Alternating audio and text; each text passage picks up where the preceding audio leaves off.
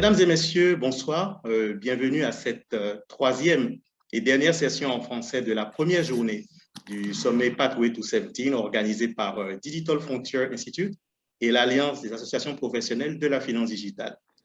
DFI et l'Alliance œuvrent dans le renforcement des capacités et la création d'un réseau mondial de professionnels de la finance digitale, et ceci afin de favoriser l'inclusion financière. Et c'est donc à ce titre que leurs actions s'alignent sur les 17 objectifs de développement durable des Nations Unies à l'horizon 2030. Alors, le décor étant ainsi planté, nous revenons sur le thème de cet après-midi et nous parlerons de l'égalité des genres et les fondements des organisations équitables. Donc, ce sera avec Fatou Diop Sall, qui est professeure à l'Université Gaston Berger Saint-Louis du Sénégal et qui est également présidente de la cellule genre et équité de la même université. Fatou, soyez la bienvenue sur ce sommet Pathway to 17. Merci beaucoup, Maxime. Merci. Alors là, je m'en vais indiquer un tout petit peu le déroulé de cette session. Nous allons commencer par une présentation vidéo de 15 minutes. Ensuite, nous aurons une session de questions et réponses qui durera en tout une dizaine de minutes. Mais je précise que pendant la présentation de la vidéo, vous avez toute la latitude pour poser vos questions via le chat box de la plateforme Swapcard. Et enfin, je voudrais vous rappeler que toute la session sera enregistrée et nous partagerons le lien avec vous d'ici quelques jours. Donc, sans plus tarder, nous allons suivre la vidéo qui est prévue pour cette session et on se retrouve dans 15 minutes, s'il vous plaît. Merci.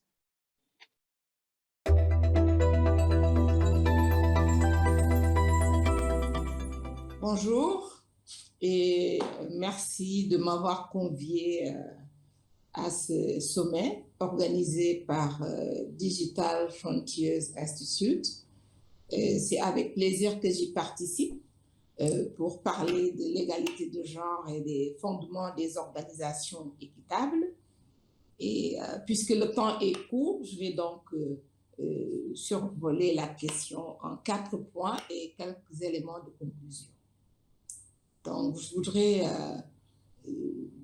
revenir sur des éléments de contexte qui justifient donc les inégalités dans les sociétés humaines, en prenant l'exemple du domaine politique, l'exemple du monde du travail, revenir sur les déterminants des disparités de genre dans les secteurs d'activité et questionner bien sûr l'égalité dans les institutions et dans les organisations, aborder la question de la gouvernance institutionnelle et des bonnes pratiques et quelques éléments de conclusion. Donc, pour lancer ce débat, je pense que ce serait intéressant de revenir sur les sociétés humaines, comment elles ont été organisées depuis la nuit des temps, comme on dit. Et je pense que les constats faits par tous les observateurs, que ce soit les sociologues, que ce soit les historiens, que ce soit les anthropologues, que ce soit les journalistes, et même, je peux dire, les populations, parce qu'on n'a pas besoin d'être spécialiste, même pour se rendre compte qu'il y a des inégalités de genre, c'est donc de voir comment, sur une base hiérarchique et inégalitaire, les sociétés ont été organisées jusque-là, par rapport à l'âge, par rapport au sexe, par rapport à l'ethnie, par rapport à la race, par rapport à l'appartenance urbaine ou rurale. Je pense que ça, c'est un constat commun aujourd'hui. Et c'est peut-être à partir de ce constat-là qu'il y a un ensemble donc de considérations et de projets de transformation justement de la part des États, de la part des organisations professionnelles et des citoyens pour donc voir ensemble comment transformer les inégalités et arriver à des sociétés donc plus justes, à des sociétés équitables où les pratiques et représentations vont considérer les uns et les autres sur un pied d'égalité. Je pense que si on prend l'exemple du domaine politique, cette photo du G20 qui a été organisée, je pense, au Japon en 2019, on voit que sur les chefs d'État qui sont sur la photo, je pense qu'il y a 3 dames. Et les recherches sur la question, je pense, confirment bien l'image que l'on voit, que reflète cette photo-là. Il y a 10% de femmes parmi les 200 chefs d'État et de gouvernement. Et ça, je pense que c'est une présence faible, marginale, et qui est observée à peu près un peu partout dans le monde. Si on s'intéresse aussi au monde du travail, c'est un milieu qui est caractérisé aussi par un ensemble d'inégalités, où on observe que c'est généralement les emplois précaires, les emplois qui sont peu rémunérés qu'occupent les femmes, et comparativement aux hommes qui sont donc dans des secteurs de pointe et dans des secteurs qui, même jusque récemment, dans beaucoup de pays, étaient réservés. On a vu qu'il y a beaucoup de métiers, c'était des métiers, disons, d'hommes et d'autres des métiers de femmes. Et ça a une incidence donc sur les salaires, une incidence sur les revenus. Et donc, c'est essentiellement une situation donc, qui montre les inégalités dans la société et cette organisation à partir du genre qui fait que on hiérarchise dans la société. Et je pense que les statistiques du CODESRIA, les statistiques de l'AFARD, qui est une organisation de chercheurs, les organisations internationales, comme dans ce tableau-là, nous illustrent les disparités entre les hommes et les femmes sur le marché du travail, où on voit que le niveau d'employabilité des hommes en âge de travailler peut atteindre 75 à 80%, là où, dans certains pays comme en Afrique, précisément en Afrique du Nord, il est à 25%. Et c'est une situation qui est expliquée par déjà la présence dans le milieu d'éducation, dans la formation, parce que dans l'éducation et la formation aussi, il y a un ensemble d'inégalités. Toutes les filles n'ont pas la chance d'aller à l'école, de faire des études supérieures ou de faire des formations, et ceci dû à un ensemble de considérations, de façon de penser, etc., dans différentes sociétés. Ce tableau aussi de ONU Femmes, dans la campagne Génération Égalité, montre qu'il y a environ 49% des femmes en âge de travail dans le monde qui occupent des emplois, pendant que 51% ne travaillent pas, contre 75% pour les hommes. Aussi, au niveau des salaires, on voit qu'il y a 16% de moins au niveau des salaires, au niveau des gains des femmes, comparativement à ceux des hommes.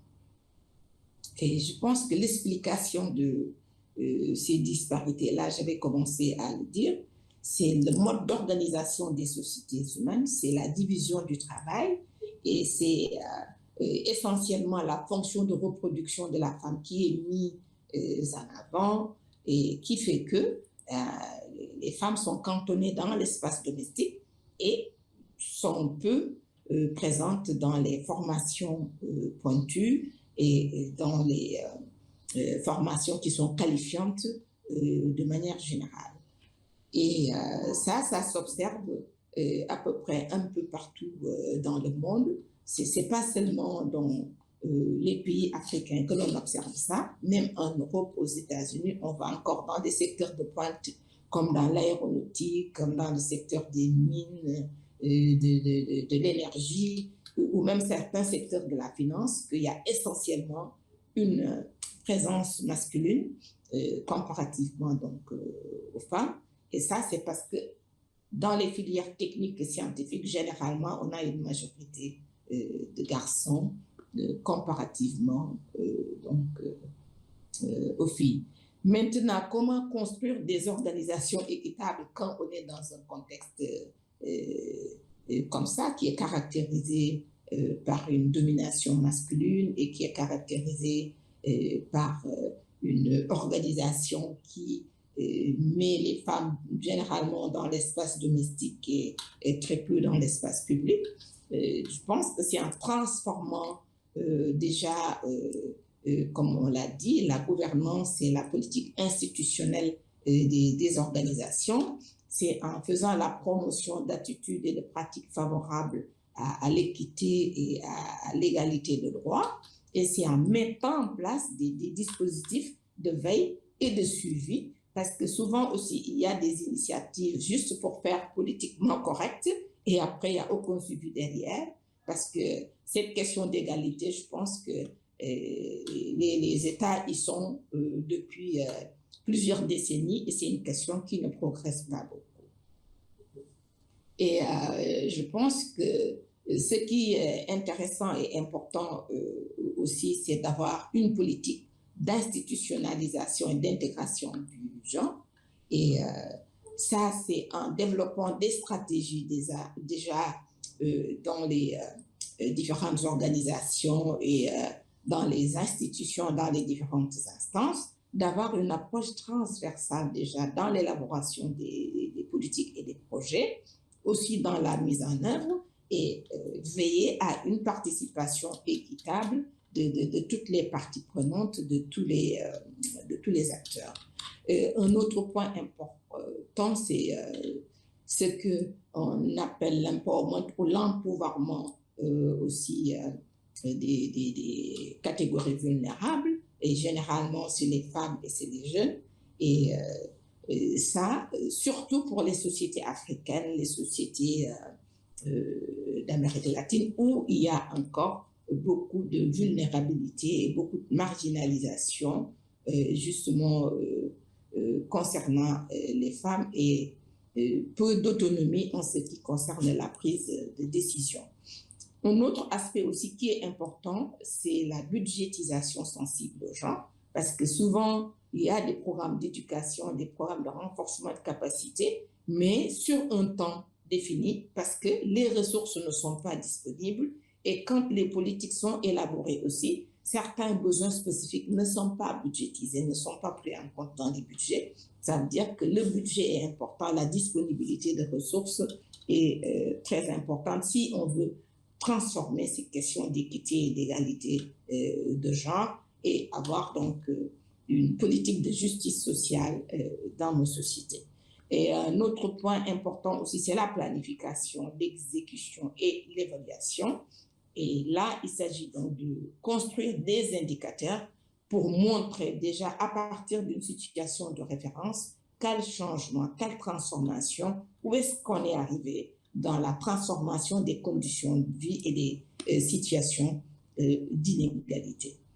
Donc, je pense que c'est là donc, des pratiques qui peuvent aider à transformer ces situations d'inégalité, mais je pense qu'il y a un niveau, ça c'est un niveau institutionnel, disons, organisationnel, mais il y a le niveau personnel et individuel qui concerne aussi les populations qui sont touchées, qui sont dans ces situations de vulnérabilité. Il y a un certain travail de développement personnel et de développement de son leadership qui est à faire, qui est très important.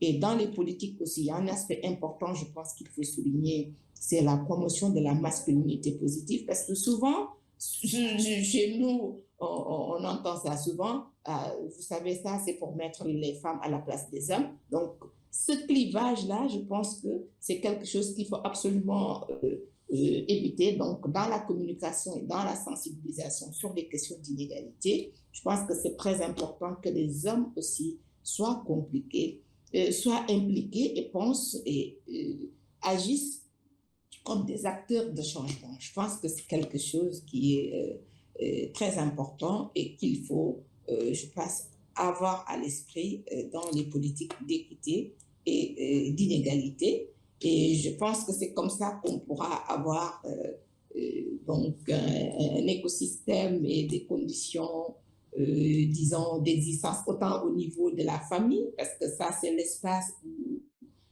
aussi il faut des changements. Les rapports familiaux, souvent aussi, il y a quand même certains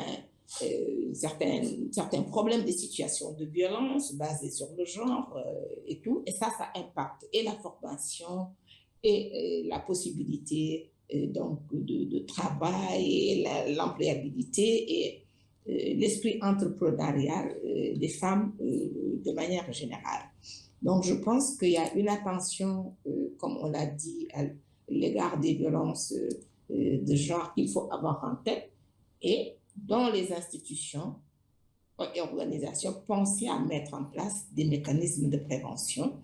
Je pense que c'est comme ça qu'on peut se mettre sur les chemins de l'égalité, de la justice sociale et arriver à des organisations équitables et où chacun et chacune aura sa place et pourra exprimer tout son potentiel. Je vous remercie.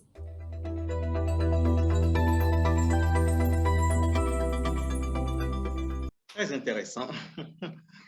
Merci, merci à vous, Fatou. Est-ce que vous pourriez activer votre vidéo, s'il vous plaît? Je crois que nous allons passer à la session de questions et réponses. Merci, merci à vous, Fatou. Donc, nous avons suivi cette vidéo avec beaucoup d'attention. Et là, nous avons quelques questions. Voilà, j'aimerais peut-être commencer par la première. En fait, en revenant sur la photo du G20 organisé en 2019, on a bien vu au cours de cette présentation qu'il y avait moins de 5 femmes qui étaient moins de 5 femmes sur cette, si je peux dire, sur cette photo de famille. Et vous avez également évoqué un chiffre qui est assez frappant, c'est que sur plus de 200 chefs d'État dans le monde, il y avait seulement 10% de femmes. Est-ce que cela ne vous interpelle pas sur l'intérêt des femmes sur les questions politiques et plus particulièrement leur intérêt pour la gestion de la société? Merci beaucoup, Maxime. Je pense que dans ce constat qui est la présence marginale des femmes dans l'espace public et précisément dans la sphère politique et dans la sphère de décision, je pense qu'elle est liée à beaucoup de facteurs que j'ai eu à évoquer dans la présentation. Il y a non seulement le niveau sociétal, parce que la société, elle est organisée sous un certain format, hein, avec schématiquement, disons, une affectation des femmes dans les rôles de reproduction, dans la gestion de l'espace domestique. On a vu que ce n'est que récent, l'éducation des femmes, l'instruction, disons, des femmes et leur possibilité de suivre certaines formations. Ça veut dire qu'il y a ce niveau sociétal-là. Il y a aussi le niveau individuel, disons, et personnel. Et il y a disons, le problème de développement personnel, le problème de leadership des femmes, parce que quand on est éduqué d'une certaine manière, quand la socialisation se fait en vous faisant comprendre, en vous faisant voir des modèles autour de vous où les femmes, elles ont des rôles principalement dans l'espace domestique, principalement dans des fonctions de, disons, de proximité dans la communauté, vous ne voyez pas suffisamment de modèles de femmes qui exercent donc un pouvoir, qui ont un leadership public. Donc ça, c'est aussi un facteur qui limite les femmes. Quand on s'intéresse aussi aux organisations politiques comme les partis politiques, ils ont un mode d'organisation aussi qui ne favorise pas la participation des femmes, ou même quand elles participent, elles sont dans des rôles secondaires, elles sont dans des rôles où peut-être elles vont participer à la massification des partis, mais elles ne sont pas souvent dans les instances de décision. Elles sont rarement des chefs de parti, elles sont rarement dans les comités directeurs où l'on prend les décisions, etc. Donc, je crois qu'il y a un ensemble de facteurs qui jouent donc, dans cette marginalisation et qui font que les femmes, souvent, elles ne jouent pas des rôles politiques majeurs, alors que démographiquement, on va connaître presque à égalité, 49%, 51%, ça veut dire que c'est presque 50-50. Et je pense qu'on a vu aussi dans certains pays où il y a eu des femmes chefs d'État, un certain leadership très positif, très constructif. Donc, ça veut dire que les sociétés humaines gagneraient à favoriser ce leadership des femmes et à les mettre sur un pied d'égalité avec les hommes pour que les sociétés humaines soient plus équitables. Merci à vous, Fatou. Mais dans votre intervention, si je prends l'exemple des partis politiques, où vous avez indiqué que les femmes, en fait, malheureusement, on les retrouve dans des rôles secondaires. Est-ce qu'on serait tenté de dire que ce phénomène est institutionnalisé? C'est assez curieux. Je ne sais pas ce que vous en pensez. Presque, parce qu'il y a très peu de pays où on a beaucoup de partis dirigés par des femmes, ou des partis mixtes même, où il y a et des hommes et des femmes, mais où vraiment les femmes sont dans les comités directeurs et dans les instances de décision. Il y en a très peu. Si on va, l'exemple de la France, par exemple, on peut citer peut-être 2 ou 3 cas majeurs. Hein, avec Marine Le Pen, Ségolène Royal, on ne va pas en lister une dizaine.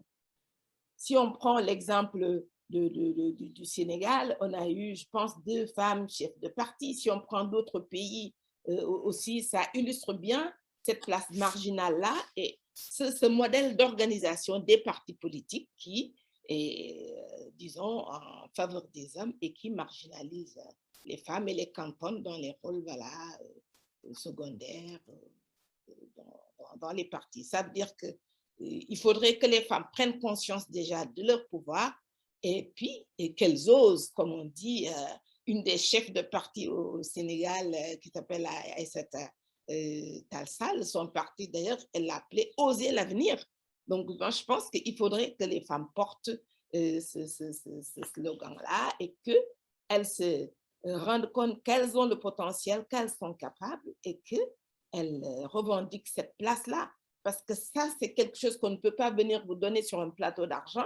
Il faudrait qu'elles le veulent pour le pouvoir. Merci à vous, Fatou. En fait, là, j'aimerais revenir un tout petit peu en arrière dans votre présentation. Vous avez indiqué justement que l'inégalité, en fait, remonte vraiment depuis le bas âge, c'est-à-dire au moment même de la formation des études primaires. Donc, les jeunes filles n'ont pas les mêmes opportunités, en fait, d'aller à l'école. Et au cours de votre intervention, vous avez évoqué un certain nombre de considérations qui expliquent un peu ce phénomène. J'aimerais que vous reveniez un tout petit peu sur ces considérations qui font qu'aujourd'hui, les jeunes filles, malheureusement, n'ont pas la même opportunité d'être scolarisées.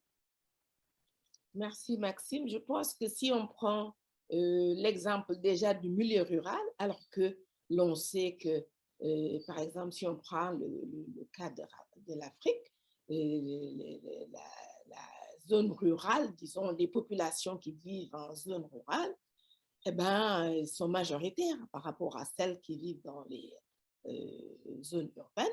Et on a encore beaucoup de localités dans les zones rurales où la charge de travail est tellement lourde et repose essentiellement sur les femmes, et ce qui fait que les mamans, souvent, gardent leurs filles à côté d'elles pour les aider, par exemple, dans les tâches ménagères, et ça limite le potentiel des filles à suivre déjà une scolarisation normale et à faire des formations pointues et à pouvoir donc avoir une place intéressante sur le marché du travail déjà et pouvoir espérer aussi avoir une participation politique, être active dans les mouvements sociaux, dans les organisations syndicales ou dans les partis politiques.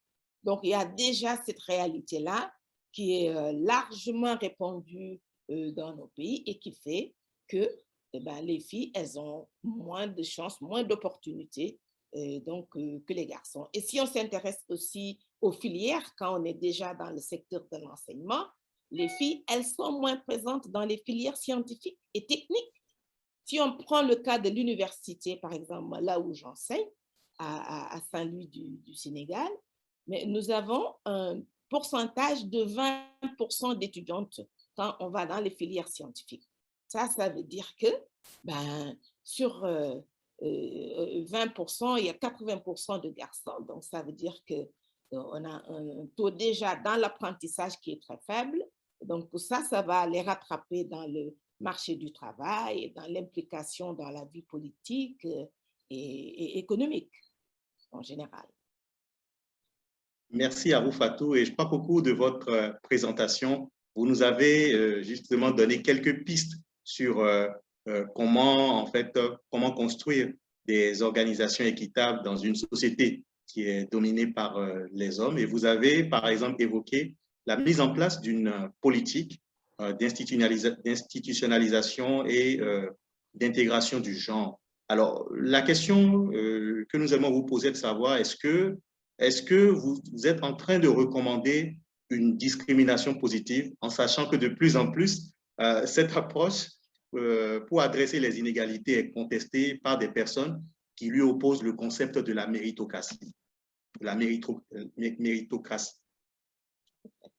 Pour commencer là où vous avez terminé, quand on parle de méritocratie, il faut que déjà ça se passe dans un contexte de justice et d'équité pour parler de mérite déjà. Donc, quand on parle de méritocratie, il faut mettre les gens sur un pied d'égalité, il faut les mettre dans les mêmes conditions déjà. Donc, ceci dit, pour revenir maintenant sur la politique de genre qui est préconisée, ce n'est pas moi qui le dis, hein, ça c'est ONU Femmes, c'est les organisations qui s'intéressent aux inégalités de genre, c'est les études sur le genre de manière générale, donc ils le disent.